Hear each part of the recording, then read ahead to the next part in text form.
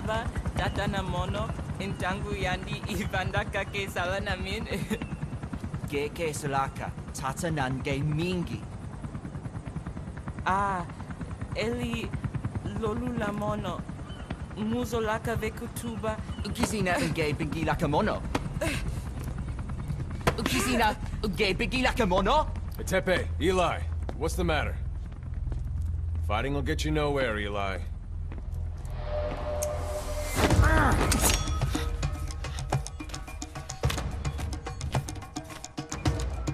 Cut it out, kid. That ain't a toy. Eli. Don't call me that!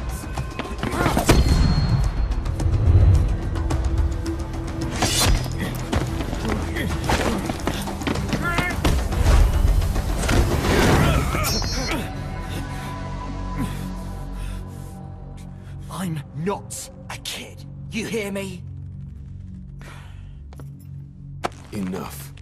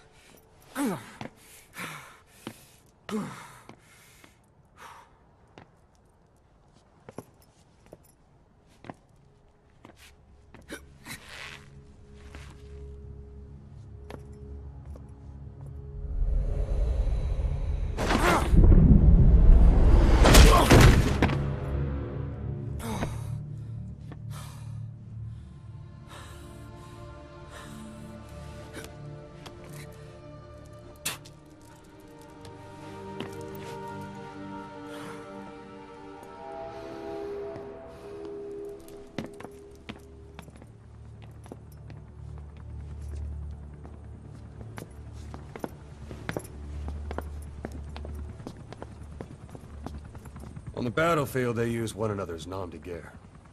But here, we insist they use their real names. Well, that hasn't sat too well with Eli. Or should I say, Unyoka ya Mbempe. He thinks his boys are letting us grown-ups walk all over him.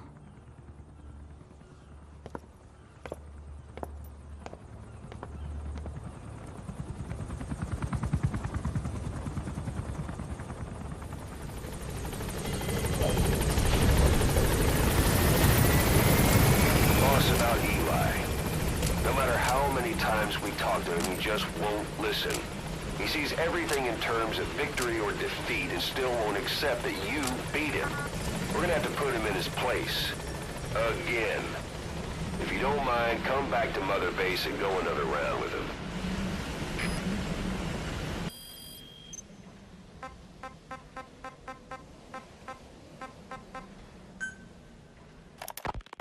Remember before, boss? When Quiet attacked one of our guys on Mother Base, stuck a knife in his mouth. He's one of the very few soldiers who've had contact with her recently. Close contact. I don't think it's a coincidence that he was among those who became symptomatic pretty early on in this epidemic. Saliva and blood spatter, an open wound, mucosal infection. Whatever is causing this got inside him then. Miller, that is a baseless accusation. The source of the infection is Quiet. Everyone suspects her. We don't know that. And we've come across these symptoms before. The bodies in the water at the oil field facility. Those sick people in the beds at the Devil's House. They're identical to what we've seen while we've been after Cypher. The infection could have come from elsewhere. But at the very least, she does know something. It's not like she's gonna talk. No. Not through words, anyway. But what about her actions? Quiet held a knife to that soldier back then, before he became symptomatic. There must have been a reason for that. A reason for shoving a knife down the throat of one of our men. What if she's capable of identifying who's infected? What if she was trying to stop the infection but couldn't communicate that to us? The answer to that, the source of the infection, might be in the mouths of the infected. You think there's some kind of clue in their mouths? I don't know. But maybe there's something about the mouths of those who've become symptomatic, something in common. Something their mouths have in common. Forget it. We can't trust her. Even if she can spot the infected, I don't want her help. I understand how you feel. But this is something to go on. Can't you see it's just like I said? Bringing her here was a big mistake. Quiet is gonna be the end of us. Stand down. You've got zero proof. Try to keep an open mind on this, boss. There has to be a way to identify who's infected.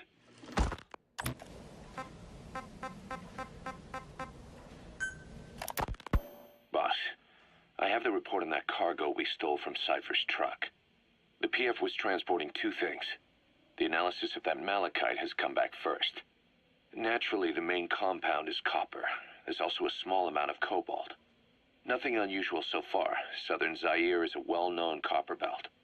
However, in addition to these, we also detected a trace amount of uranium. The content percentage, though, is too low for nuclear development. It most likely came from Shinkolobwe mine. That's where the uranium in that area comes from. The mine's closed, as all the high-purity uranium ore dried up a long time ago, but you could probably still find it there in small quantities. That said, there are plenty of other uranium mines that are in operation, like in Niger, Namibia, South Africa. Why go to an abandoned mine to scrape up whatever's left and ship it out in mass quantities without refining it? They were transporting that yellow cake, too, which would suggest they have the technology to refine uranium. Anyway, that about sums it up. Unfortunately, the analysis of that yellow cake is taking a little longer. I'll let you know when it's done. Boss, sorry to keep you waiting. We finally finished analyzing that yellow cake Cypher was moving. There was nothing unusual about the composition of the yellow cake itself. Most of it was oxidized uranium, with the rest being impurities, various metals as well as traces of organic matter. What's interesting is the composition of these impurities. When we checked them against the impurities found in the copper ore, it was clear the yellow cake didn't come from Shinkolobwe, meaning they went to the trouble of mining two sources of uranium, then transported them together in different states. Another thing, we detected a very thin layer of highly enriched uranium in the middle of the yellow cake. Now that is very interesting. It may not be a lot, but it points to the existence of uranium-enriching technology. After all, yellow cake can't naturally produce highly enriched uranium. If they could mass-produce this, they'd be just one step away from a gun barrel-type nuclear bomb. But uranium enrichment requires advanced technology and a large-scale facility. If that kind of place existed in Zaire, the Soviet Union wouldn't sit idly by. And there's another question. Where were they transporting the yellow cake and malachite uranium? The first place that comes to mind is South Africa. The government was supposed to have abandoned nuclear weapons development after caving to international pressure. But rumors persist that it's continued in secret. Plus, ZRS were escorting the truck, and they're based out of South Africa. And then South Africa does have an abandoned test site. If Cypher's involved with nuclear development in South Africa. But how would that fit with their weapon to surpass Metal Gear? We need more information. Shinkolobwe. There's a name I haven't heard in a while. The U.S. bought a lot of uranium from Shinkolobwe mine during World War II for the Manhattan Project. They even sent a squad from the Army Corps of Engineers to reopen the mine after it was flooded. That's how good its uranium must have been. With that, the world's first nuclear test was a success. Shinkolobwe uranium might have been used in the Hiroshima and Nagasaki bombs, too. Just hearing its name is like seeing all the phantoms of the war rise up to haunt us. But all the uranium's dried up, and the mine's been closed for years. So someone reopened it. Right. Zero-risk security seized control of the area and were forcing locals to work in it. And the Zairean government was getting a slice of what they took in exchange for looking the other way. Mobutu has to finance his tastes somehow. He'll gladly sell the rights to some old mine. The question is, why would zero-risk security do this kind of thing? Or rather, why were their employers, Cypher, interested in an abandoned mine? Maybe getting trace amounts of uranium, yet to the naked eye it appears to be ordinary malachite. Meaning security would be lax. Not a very efficient way of obtaining it, but easier to move. But how would they enrich it at its destination? Did the yellow cake really have a layer of highly enriched uranium in it? Having trouble believing it? No. If they say it's real, then it's real. In which case, they might have some enrichment method that we don't know about. And this was to test it out. It's possible. And that would mean it's almost complete.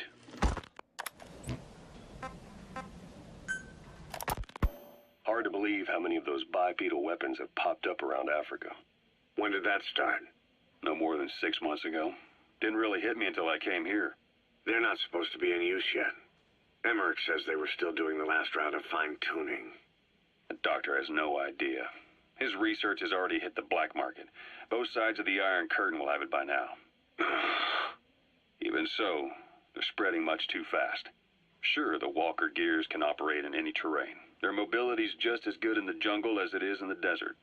That would come in handy in a place like Africa. They are modules that can one day be used as nuclear weapon systems. And with that in mind, the numbers are way too large.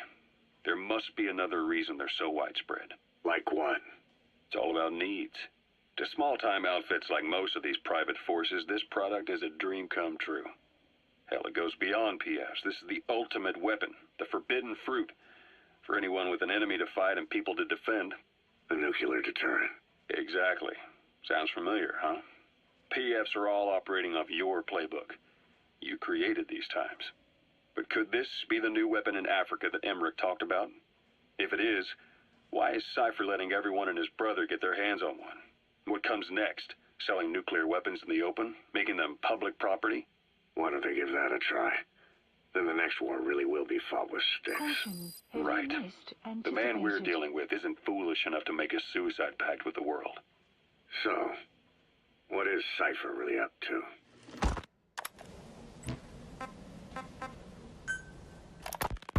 Boss, about those invalids you saw in that devil's house. Poor bastards. All strapped down to the beds, with those lumps on their chest. The medical staff tell me they were probably a type of cyst. Cysts can get that big. In some cases, yes. But supposing they're a kind of atheroma forming on the surface of the skin, the size is just too big, and the appearance is all wrong. In the end, the medical team were at a loss. Those lumps were like nothing they'd ever seen. The fluid you said you got on your prosthesis when you touched one was burned off in the fighting, and the factory burned down too.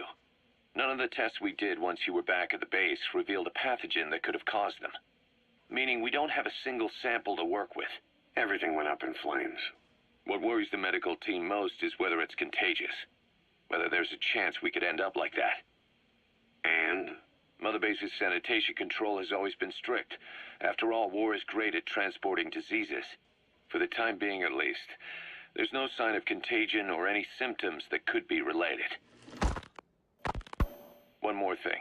About the surgery that had been performed on the people in the Devil's House. Yeah? You said that their throats were cut open, with an acoustic tube pushed inside? Right. The tubes were hooked up to tape recorders, playing some kind of audio. Well, we picked up some of that audio through your radio transmissions and recorded it here. The intel team has been working on analyzing the communications log. What have they found?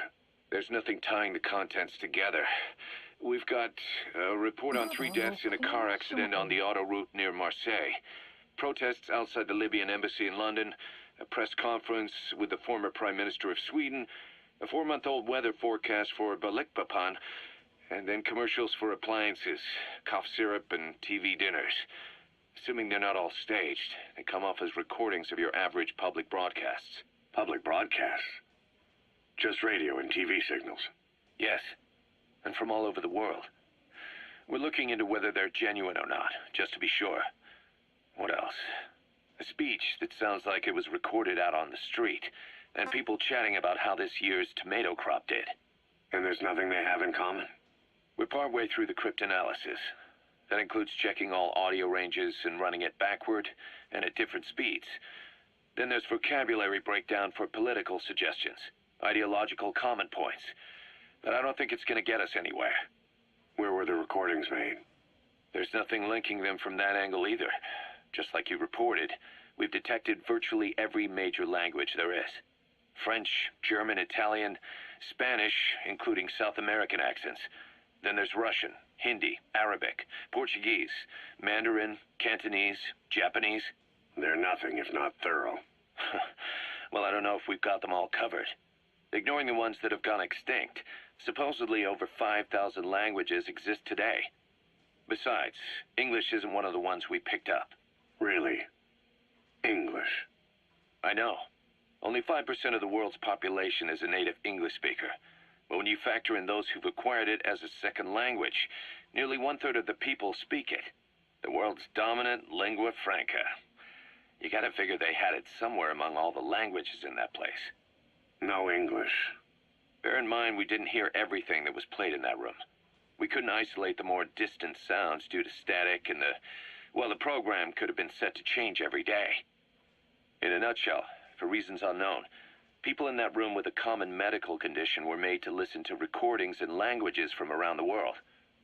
It's not clear how the growths on their chests fit into it. It could have been treatment for them, or maybe an experiment of some kind. I'm guessing one person knows. Yeah, Skullface. He was there. The only thing we can say for sure is that he's involved.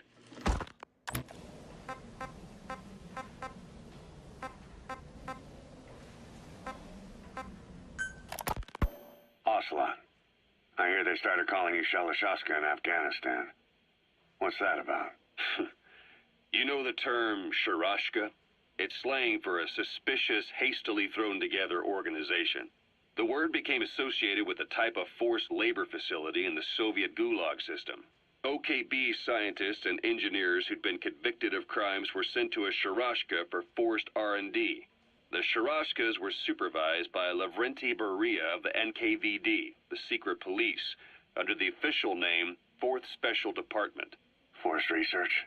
That's not very different from what we do here. Diamond Dogs is different. Everyone here believes in you. Regardless of where they came from or why they're here, they revere you. And they're fighting because it was their choice. And if it wasn't, they'd leave? Who knows? That's our reality here, whether it's real or not. If there's another truth, I don't want to know it. All that matters is that's the concept that's taken shape in their heads. The traces of a group ideology, our superstructure, to put it in Marxist terms. All right. Go on. Right. So anyway, at some point the enemy started calling me Sharashka. This was after the war in Afghanistan broke out. While I was keeping an eye on you in that hospital, I was also heading up interrogations here. The men I broke gave up their comrades and families, everything they wanted to protect them most. No real cause for it. I just let myself get caught up in the old Russian pride. And suddenly I received the honor of becoming Special Interrogation Advisor to the forced labor camps. But the more men I interrogated, the more people saw me as just that, the interrogator. It helped cover my real objective of keeping you safe. You went that far for me? Far enough to keep you alive. I ended up being pretty well known among the Afghan guerrillas. Some of them would have seen me on the battlefield. And that's how I got the second half of the name. Shashka. It's a sword, a type of saber from the Caucasus. Russian dragoons and Cossacks carried them into battle.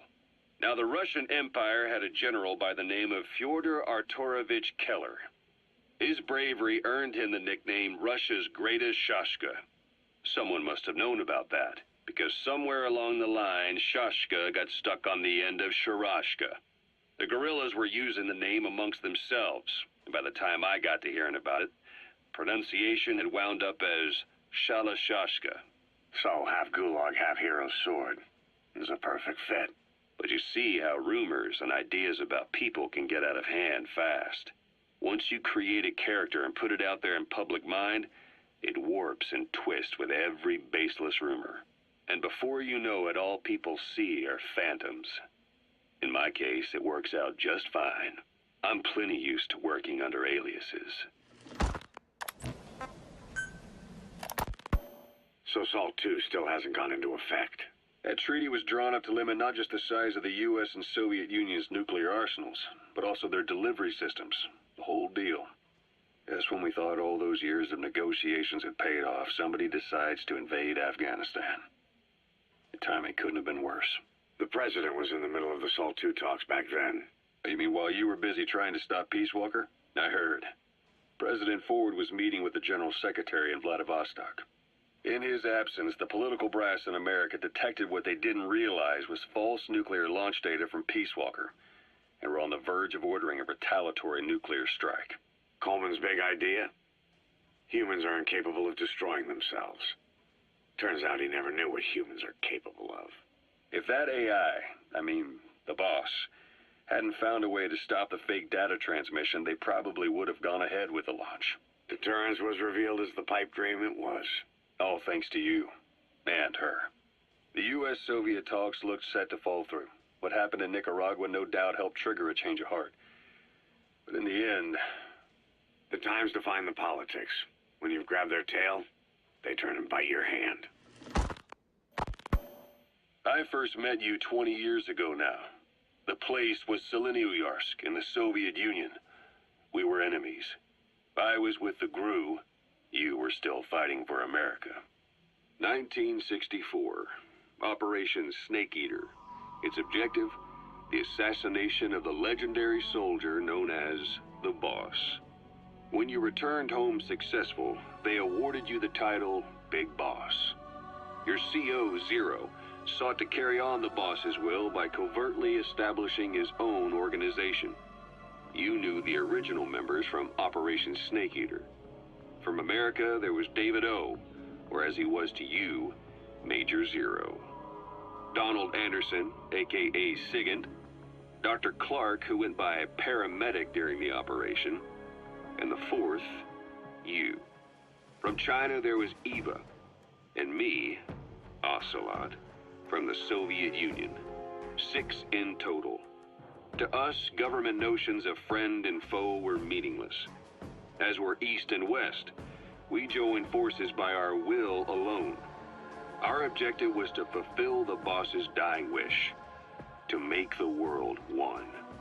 And to do it, Zero used the Philosopher's Legacy, the secret war fund you obtained during Operation Snake Eater. This organization would go on to become Cypher. I, on the other hand, was left with the problem. You only recovered half of the legacy. I had to locate the other half myself. When I found the funds, I passed them on to Zero, just as you wanted. I still trusted him in those days. We thought what he was doing was the boss's will, until he started that one project. Les enfants terribles, Zero called it. You parted ways, as did Eva, leaving only Anderson and Clark still with him. I maintained limited contact, although truth be told, we were just keeping tabs on one another. The reason was always you. After you returned to the Army and created Foxhound, you left America. For a time, even I'd lost track of you. I'd imagine Zero did too. You always were the best when it came to hide and seek. Zero created Cypher, an information network to tap into every corner of the globe. Woven together, Cypher's arteries make the world just one big organism, and that's not all. It also monitors the thorn in Zero's side. That's you, tracking your coordinates wherever you might go. The further you strayed from your roots, the larger Zero became. It's as if he was trying to close the gap between you. But before long, he disappeared from public life. Only a few people had direct contact with him. For a time, I was one of them. Then a year after you fell into your coma, he slipped out of sight entirely. Since then, nothing. No photos, no recordings, not even a reliable rumor as to his whereabouts. I tried every method I could think of, but Zero was gone. Freed of his control, his creation, his power continued to grow. Cypher is a great beast, and Zero was its spine. But even without him, it's endured, evolved. But now its body is rotting, riddled with parasites. Parasites like the ones who attacked you 9 years ago in the Caribbean, and then at the hospital. Cypher's Black Ops Unit, XOF. They learned where you were, and came to wipe the slate clean. Christmas Eve, 1979, the Soviet Union rolled into Afghanistan. Muslims had revolted against the Soviet-friendly regime established the year before. The DRA forces could no longer contain it themselves, so the Soviets went in to intervene. The Afghan government was powerless and fraught with infighting. They lost the hearts and minds of the people, and that alarmed the Soviet leadership. With the Islamic Revolution happening in Iran, the Soviets felt they had to act fast or risk the spread of Islamic revivalism. A superpower, sending a motorized rifle division against men on horseback with antique rifles. Everyone thought it'd be over in an instant, only it wasn't. Some Muslims made their fight a jihad, a holy war, and began a guerrilla campaign on all fronts. A war of attrition. These fighters call themselves Mujahideen. They're being supported by the West through Pakistan. That's why Miller was involved. He was training them near the Zero Line, sponsored by the CIA. The war has become a nightmare for the Soviet troops stationed here. They thought they'd be headed home in 6 months at the most. Then a year passed. 2 years. Now here we are 4 years on with no exit in sight. Afghanistan has become the Soviet Union's Vietnam. The Soviet troops on the ground want to go home, but at least they have homes to go back to. The Afghans have lost theirs. The Soviets destroy the kishlaks, villages, wherever they can. They burn down homes and fields, fill in wells, turn pastures into minefields. It's created a mass of refugees who fled to Pakistan. If the Mujahideen are fish swimming around the villages, the Soviets will go so far as to dry out their ocean. But this has had a big price. There's bitter resentment among the Afghans, and they're taking out their anger on the soldiers on the front lines. Among the Mujahideen are the Pashtun people. They're fiercely devoted to their code of Badal, or revenge. Soviets they've captured have had their hands, feet, and noses cut off before being left to die at the side of the road, just to show their comrades what they're capable of. Friendlies who come across them can do nothing but put them out of their misery. Then they burn down another village in retaliation.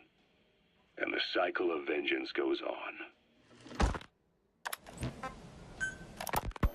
This war, the Kremlin never expected to have this much trouble against the Mujahideen.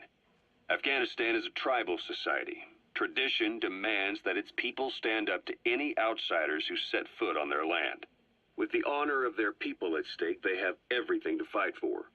No matter how hard the Soviets hit them, they continue to appear out of nowhere, striking back, then vanishing again. But there's one thing even the Mujahideen fear.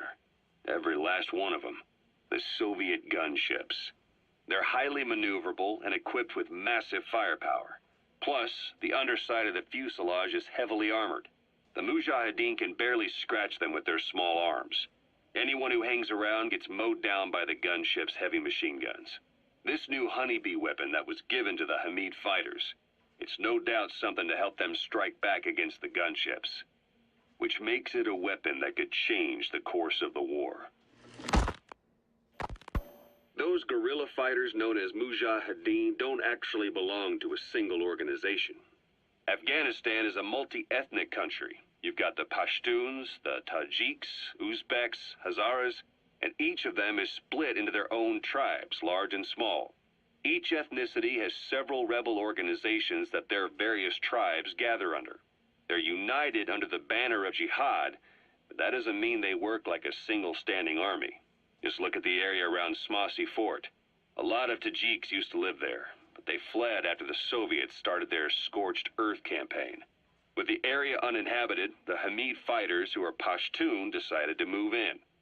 The Hamids are based out of the city of Peshawar. We passed through it on the western edge of Pakistan. The Pashtun people have long lived in Afghanistan and western Pakistan. They used to travel back and forth frequently. Then Britain went and established the border that still stands today.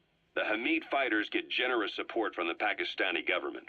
The government wants to use them to secure influence over Afghanistan. Their liaison with the Hamids is Inter-Services Intelligence, and behind the ISI, you have the CIA. That's probably how the honeybee ended up in the hands of the Hamid men. Oh, Snake!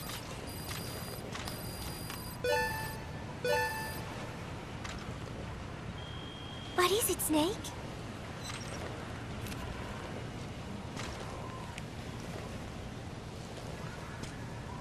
Oh, here's Nuke. He is so cute. I haven't seen him around lately. Where did he get to?